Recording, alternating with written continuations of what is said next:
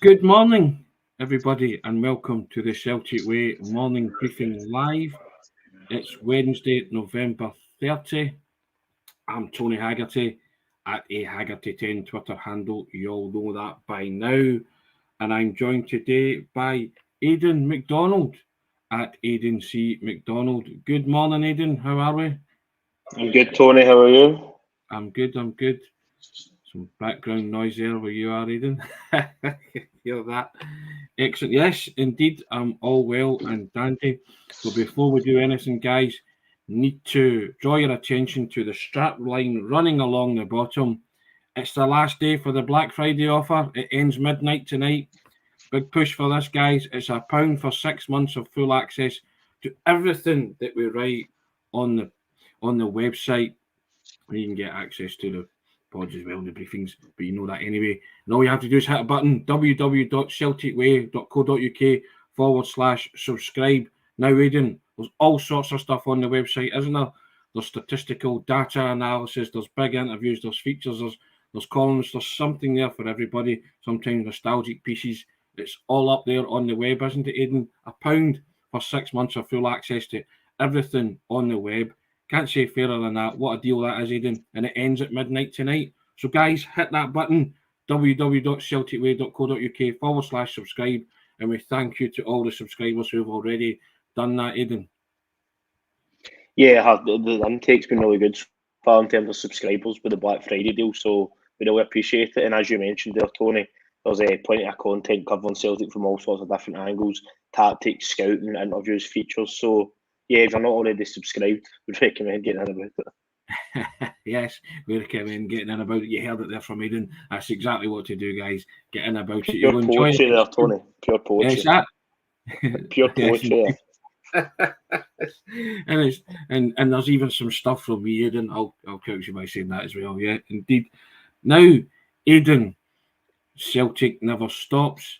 And last night, Cameron Carter-Vickers made his World Cup debut, and he helped the USA through to the last 16 of the World Cup, just as I predicted he would do on my predictions, but some other predictions aren't doing too well, but I'll flag that one up because it's a good one.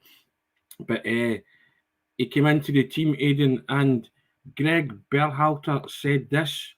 He said, "We expected Iran to be in a low block, and Cam does this every single week with Celtic. We thought that was just a very logical decision. He's used to defending space behind, and he's also used to building it up against a compact defence." Sound rationale there, Aidan, and he didn't let his country down, and obviously the proof's in the pudding, they won, and they're now through.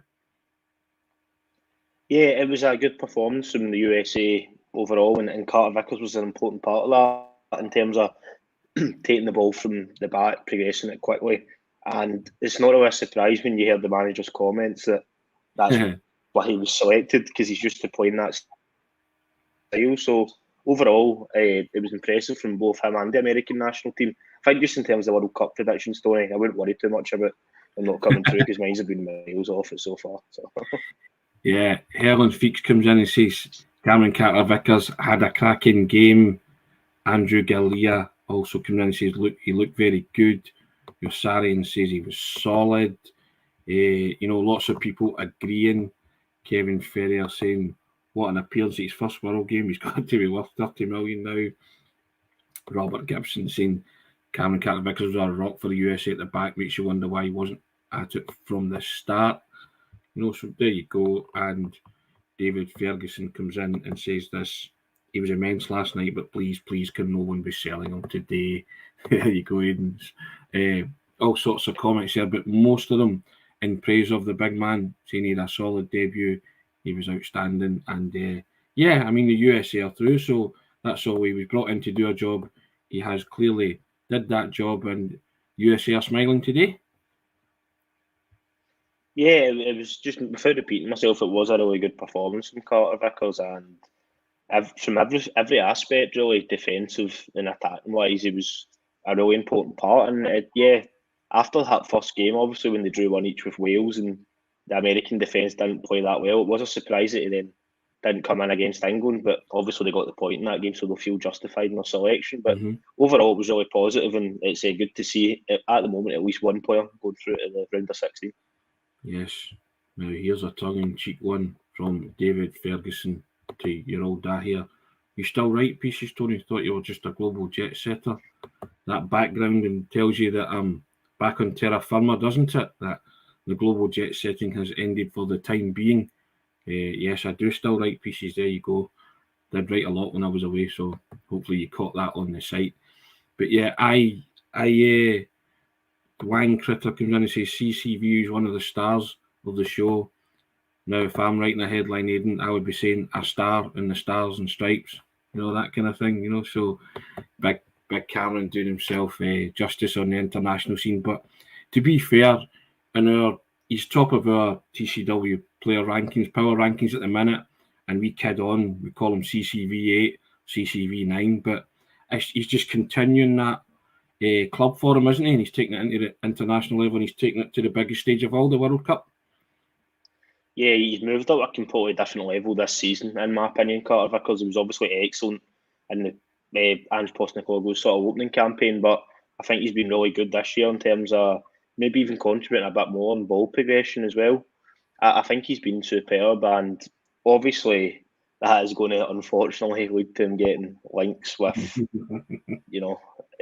other clubs in Europe. But if you're performing well at the World Cup, you are going to sort of get rumoured to be in the shop window. So there's nothing we can really do about that but be positive, and hopefully he's not going to be going anywhere anytime soon, because he's such an important part if Celtic want to try and be successful again this season. But to quote the boss man, Aidan, Sean, security's overrated, and he is tied down on a long-term deal, and anybody want to come and get him shows the colour of the fibre of your fabric, basically, you know what I mean? So I think Celtic have got, copper bottomed that in terms of their players, you know what I mean? So it's good business sense by Celtic.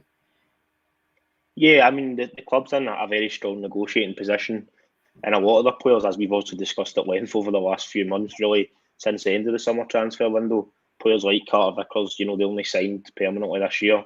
So they've got they're not even into their first year with their full contract yet. So, yeah, the club's in a strong position, and it's not like it was when Postecoglou first came in and you had players like Ayer, Christie, Edouard, etc., who, if they didn't leave in that window, they were then going to basically leave for nothing in either January or the following summer. So the club is in a strong negotiating position if it comes to it with bids, but hopefully it doesn't come to that. Yes. I just got a text message from the boss man laughing at me, saying security is underrated, I think was the phrase I was meant to use. Don't know what I said, but hey, that's the phrase he uses anyway. So there you go. But indeed, yeah, I mean, I think Celtic are in a good position when it comes to their players, to be honest, Aidan. And Cameron Carter-Vickers is an important cog, as you say, in the green and white machine moving forward, and he's vital to the future success of Celtic this season and in coming seasons, hopefully. But to be fair, if he can go and shine on that stage, then his confidence will be soaring, won't it? So when he comes back, he'll be an even better player for that experience. Yeah, it can only be a positive for him, and he's getting to play at an even higher level now, featuring at the World Cup. And I'm unsure exactly who USA will be playing in the round of 16, but no doubt it will be a quality team. So that will improve his game as well. So there's only positives to be taken from this, in my opinion, at the moment. Yeah, definitely. I was delighted to see him play, and I was also delighted the fact that he showed up well, because we've been championing his cause for a long, long time, and he's just solidified that Celtic defence. He was part of the best defence in the league last season alongside Carl Starfelt, but he's just added an extra dimension of security there, hasn't he? And comfort blanket, and the team know he does lead by example. He's maybe not the most vocal, but he's a different kind of captain, as the manager has alluded to, from Callum McGregor, isn't he? Yeah, and I think having those sort of different leadership styles are important to have balance out the squad. Obviously, everybody would rather that Callum McGregor was fully fit right now and playing, but in terms of having a deputy, I don't think you can ask for much better than Carter-Vickers. People forget how young he is as well. He's still in his early 20s. He's not near the so-called peak for a player. So, yeah, it's really positive, I think, that you've got somebody like that. and maybe even underneath that again, even somebody like Joe Hart, who does have probably the more experienced head. So in terms of 2-3 players that can maybe take on the captaincy, or two, sorry, in the absence of Callum McGregor, it's all looking quite positive on that front as well. It says a lot for the USA men's national team manager Greg Berhalter that he did trust him to play. That was the most significant game that USA played so far in the World Cup. They go on to play Holland in the last 16, Aidan, the boys are telling you. So, I mean, again, that'll be another crucial game, but hopefully he's did enough to warrant a place in that in the defence to play the Dutch, and that would be good to see him play against them. Yeah, no, it would be, and obviously he'd be up against top quality players if that was the case, but that'll be really good for his development, and I'm unsure whether or not he'll start that match, obviously, given that he wasn't involved in the opening 2 fixtures, but he's not done himself any harm after last night's performance, so we just need to wait and see. Without a doubt, I would love to see an aerial duel, corners and set pieces with Cameron Carter-Vickers and Virgil van Dijk. That would be fun, wouldn't it? We'll just see who gets the better of the exchanges there. But yeah, I mean, as I say, we wish all the Celtic players well that are playing in the World Cup, and Cameron Carter-Vickers is through to the last 16, and we say congratulations to him. Josip Juranovic and Aaron Moy are hopefully, or they're trying to emulate that, aren't they? As well as Dies and Maida, but we'll find that out in the fullness of time. I think Croatia are playing and Australia are playing today, aren't they? Yeah, they're playing a wee bit later on. They've been playing later on, yeah. Also, those players will find out their fate later on. We'll watch that with interest. Now, wanted to get your thoughts on kind of retrospective here, Aidan.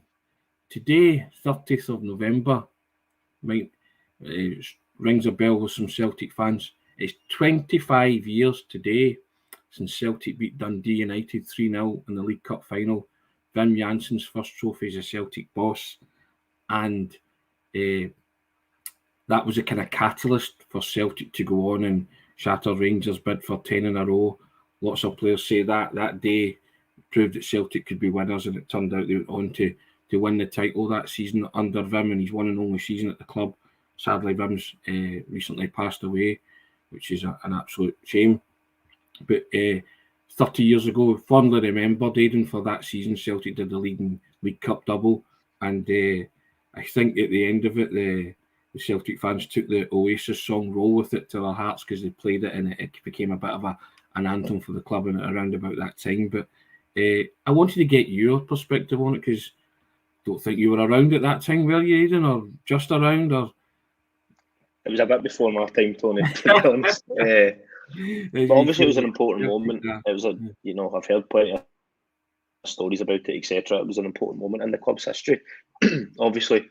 And yeah, as you said, the sort of anthems that came around, a part of that, you can still hear that sometimes if you're at trophy day, etc. So yeah, it was obviously a really big moment in terms of the context of that time. Obviously, winning the league, winning the cup, the league hadn't been won for 9 years. So yeah, I'm well aware of it, even though it was a bit before that. Guys, if you want to come in and talk about that, your memories of the 1997 League Cup final, just that season in general when Celtic shattered the 10, go ahead. I was just interested to hear Aidan's perspective on it, because it was a bit before his time, but I remember it well, and I remember Wim Jansen coming in, and again, like Ange Postecoglou, people were saying, who's this guy? But he quickly fashioned a team and built them into winners. And I think most people will remember that League Cup final. They'll remember the win against Rangers at New Year in 98, the Lambert and Burley game, as it's became known as, Aidan. You'll have seen the highlights of that, no doubt.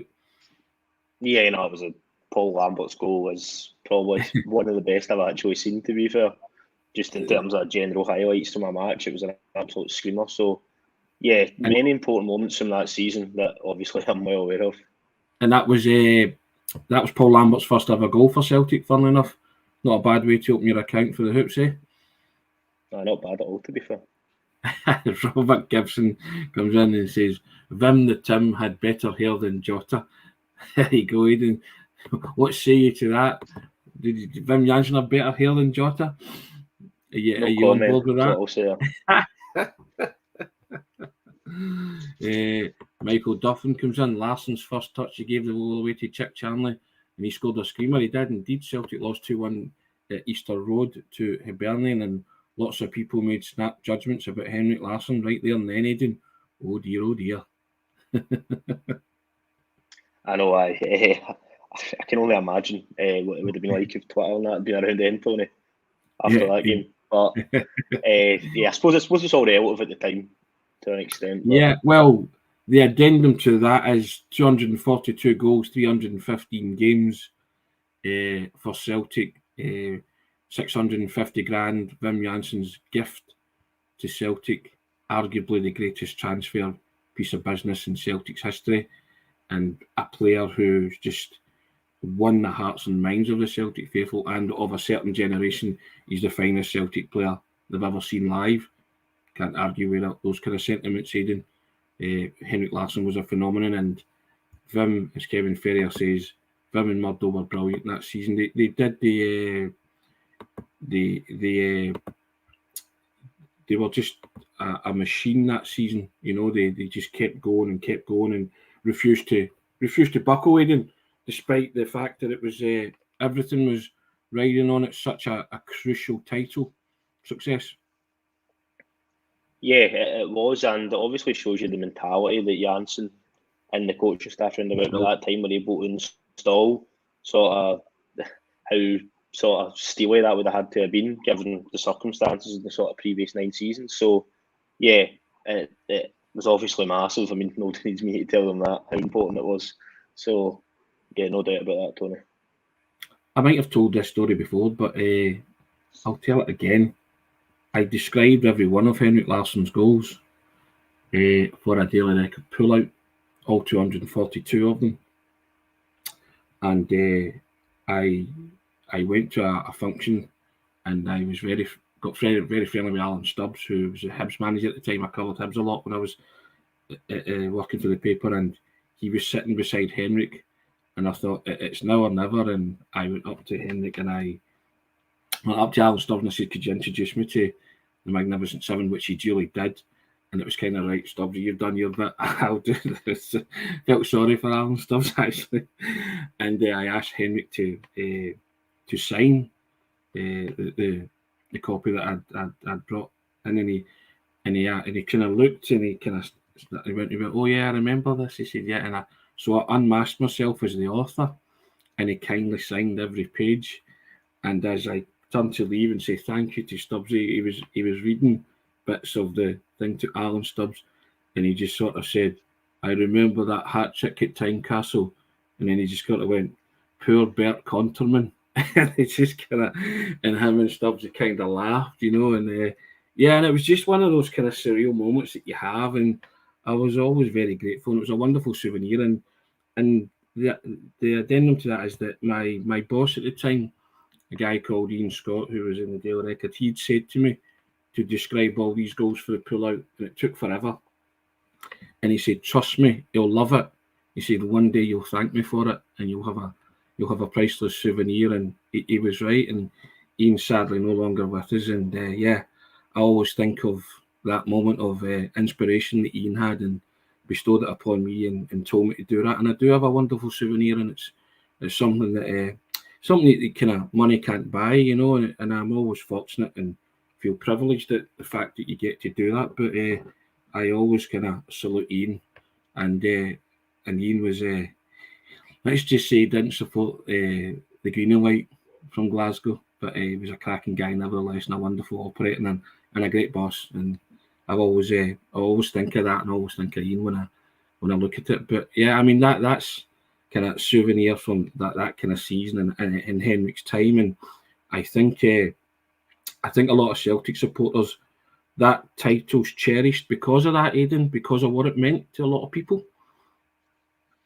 Yeah, I would imagine so. That will be one of the reasons that it's kind of thought of so highly, given the distinct lack of success in the sort of previous period of time. So yeah, I know, like, just from personal experience, like family members and that, etc., that is probably one of the sort of league titles that they remember most fondly. Probably can't really compare it, obviously, but the one last year was sort of one that was, I think, will probably be remembered for a while, given the circumstances at the start of that season. But in terms of, overall context, particularly the last 25, 30 years, then, yeah, I don't think there's any doubt that's probably one of the most, if not the most iconic. Yeah, and I wrote a piece saying that it was up there. Last year's was up there with the ones that you can remember. But, I mean, to put it in some kind of context, Aidan, I did my O grades in 1988, and then I was a 25-year-old man by the time Celtic won the title again, and I'd started my first kind of jobs in journalism. So that 9-year stretch, it was long. It was very long, and I think a lot of people kind of live their life in seasons, don't they? And it just seemed to last forever. That period of Rangers dominance until Wim Jansen and Murdo McLeod came along, and hat tip to them. It was just, and my father was beside himself at the thought that Rangers might shatter Jock Stein's record. So he was especially delighted that it remained intact. So. Yeah, no, I can imagine. I can imagine it was obviously a stressful time for everybody involved. So. Yeah. Michael Duffin says, excellent, Tony. My dad's got that article in his Celtic Do Not Touch box. I do not touch box. Yeah. Yeah, I mean, it's a personal thing, but I guess just sharing it with you guys, it's I like to sort of share these wee stories because it's, as I say, I'm in a privileged position and I always understand that and appreciate that, but just kind of gives you, I just, when football players are human and they do care and they do go out their way to help you. And as I say, when I unmasked myself as the author, Henrik's kind of demeanour changed a bit with me. It wasn't just some kind of normal, and it's something I don't actually normally do. I'm not an autograph hunter or a souvenir hunter. It's not in my nature, but I just thought there was something a bit different and a bit special about that. And it's something that I hold dear, and I think a lot of people hold many memories of Henrik in that particular season dear to their hearts, Aidan. And you've watched the highlights and all that. It doesn't get any more, any less emotional or heart-rending when you see it. I think if that was to happen now, it'd finish me off, Tony, to be honest. I much prefer if it can be sorted a few weeks in advance. Even the previous season there, the fact that, it did go down to the last sort of 2 or 3 games, that was enough for me. But yeah, you can see how plenty of times if you watch footage back, I mean, I think pretty much every Celtic fan, whether they were born, then they were at the game or whatever, they'll have seen footage from that game, and it meant so much, and no wonder, given the circumstances at the time. I don't think you'll get another season like that, Aidan, really, to be honest. In terms of nerve shredding, I know Rangers sort of had it there with Celtic, but that was a kind of a season that's, the COVID season when there was no fans and stuff like that, so there was something missing from it. I believe that the fans missed out on that emotion and adrenaline and just basically nail-biting stuff.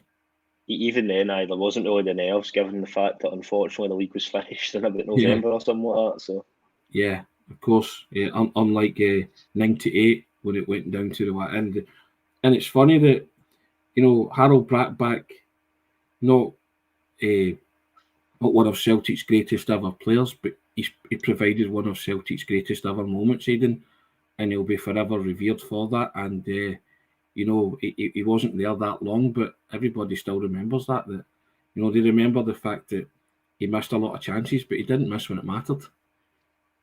No, exactly. I mean, I'm sure rather than score like 50 goals for the club, for example, he'd much rather have his goal tally ended up with, plus one of the most kind of iconic goals in modern history for Celtic, really. So I'm sure he's, in the end, quite happy with how it turned out.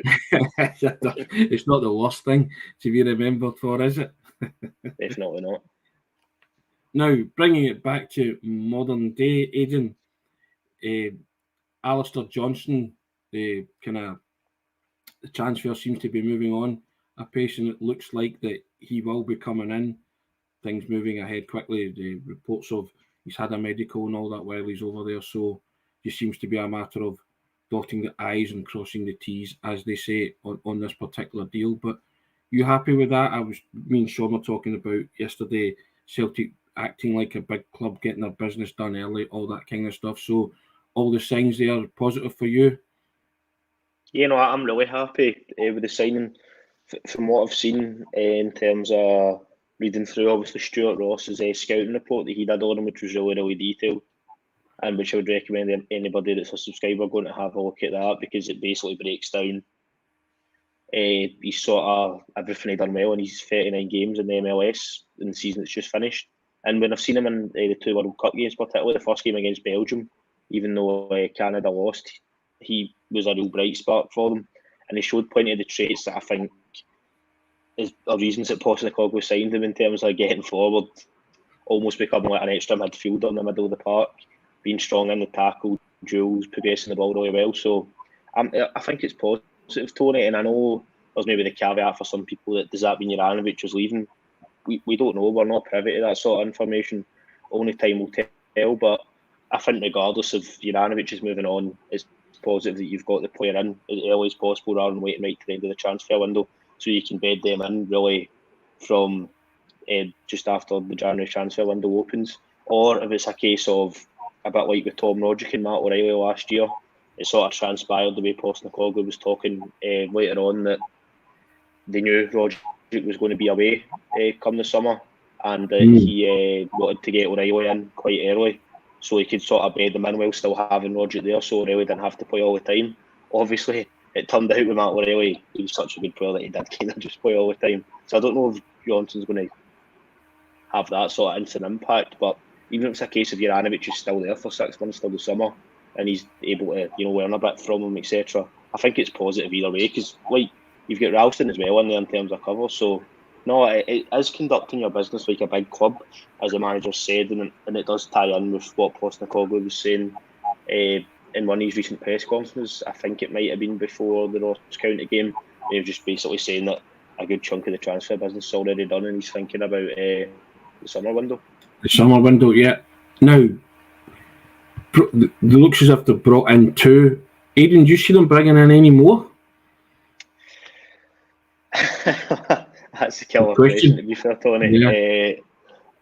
I would like Celtic to bring in a couple more, yeah. I think having another sort of midfield option, whether that's a number 6 or a number 8, because I don't personally think they've replaced Tom Roderick since he's left, in terms of, well, technically they did to an extent with Matt O'Reilly, but he sort of just filled that hole. There's not like a kind of second string behind that.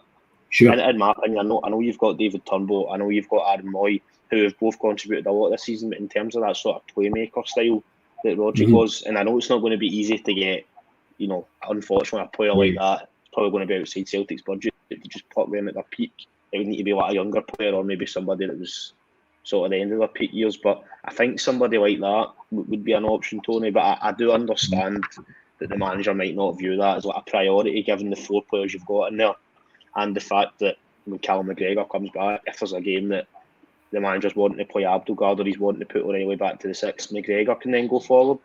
So It might not be a priority, but it's definitely a position I would look at longer term if you're wanting to develop and try and progress, because hopefully you're going to be in the Champions League next year if you win the league. So the squad's got to kind of move on again. In terms of another position, obviously they've signed Kobayashi. That would have been my other pick, would have been for a centre half. Maybe another striking option, Tony, potentially. But obviously we've kind of discussed. It was last week about we only really want somebody that can come in and challenge Kyogo and Yakimakis. We don't want a third string because it's not really any use. That doesn't develop the squad. So it would need to be not necessarily somebody you've spent a lot of money on, but like a real quality player. Whether or not you're going to get that in the January window, I don't know. But that'd be the sort of 2 positions for me. What about you, Tony? Have you got anywhere on this team you think you want to get more players? I would say the exact same. A striker and a possible number 6 or 8, depending on what way he views that. I'm very much like that. My thoughts are you can never get enough good players in your team, Aidan, and you find ways of shoehorning them in, and I don't think another striker or another midfielder would upset any kind of apple cart. Again, I'm all for competition for places and guys been at the top of their game and on their toes the whole time. And, you just feel that if Giakoumakis or Kyogo gets injured, then I know you've got other options there with Haksabanovic and stuff like that. But I just think just safety in numbers, I think. But also, I would want it to be quality as well. But I understand that these guys cost money too. But Celtic seem to have done well working within the financial parameters and scoping out players. So I'm sure the manager knows exactly who's available and for what price, and if it's value for money and it represents value for money, they will certainly try and get them. So it wouldn't surprise me if another couple came in. If it was only Kobayashi and Johnston, I'd still be happy with that. Yeah, I would completely agree, Tony. And we know that the big fee doesn't always guarantee it's going to be successful. Sure. Obviously, the club paid quite a bit of money for Jota and Carter-Vickers, but that was off the back of them having a season on loan. So very much try before you buy. I don't think I could personally see Celtic jumping in and spending, 6, 7, 8 million on maybe somebody that's maybe not somebody that's first team ready, but somebody that's going to be like sort of the main person in one of the positions. I don't know if I could see that personally. So it might be that they pluck a few more gems from somewhere. I mean, we obviously seen last January the 3 Japanese players that came in, Maeda, Haggerty struggling a bit, Haggerty. 2 out of the 3 of them have been really important parts of the team. So just because you're spending money isn't a guarantee that a player's going to work out. So we just need to wait and see. And if there is only 2 players coming in this window and it's Kobayashi and Johnston, then that's fine. It's still building towards the summer because no doubt there'll be a bit of movement then anyway. So we trust the manager implicitly on these things, don't we, Aidan? You've got to do it at this stage. Indeed. Well, that sounds like a good place to wrap it up for today. We'll be back tomorrow to do it all again. As I say, we never stop. We'll keep going throughout up until Celtic are back in action, which seems a long time away. December the 17th. It's crawling by, isn't it, guys? But once more, just draw your attention to the strapline, guys. It ends at midnight tonight. Take us up on this offer, the Black Friday offer. It's £1 for 6 months of full access. Hit the button, www.celticway.co.uk/subscribe. As Aidan said, we've had some wonderful number of subscribers taking advantage of that offer, and we hope you're enjoying everything that's written on the website because there's something there for everybody. There's big interviews, there's statistic and data analysis, there's scouting reports, there's nostalgic pieces. Everything's there, Aidan, isn't it? Everything you want. The Celtic supporter, all the boxes are ticked. Black Friday offer, £1 for 6 months. Hit the button, www.celticway.co.uk/subscribe. Can't say fairer than that, can we, Aidan? You cannot, Tony. You cannot. Indeed. Well, you know what to do, guys. Thanks very much. And to all the subscribers, we say thank you as well. We appreciate it. We love the interaction. We enjoy it. We enjoy the banter, the to and fro. We couldn't do it without you. So, if you've not subscribed, hit the button. If you have subscribed, thanks very much. And we'll see you again, same time, same back channel tomorrow. Thanks very much for your contribution, Aidan. Always first class. Thanks, guys, for the comments as well. Take it easy. Cheers, guys. Cheers, Tony.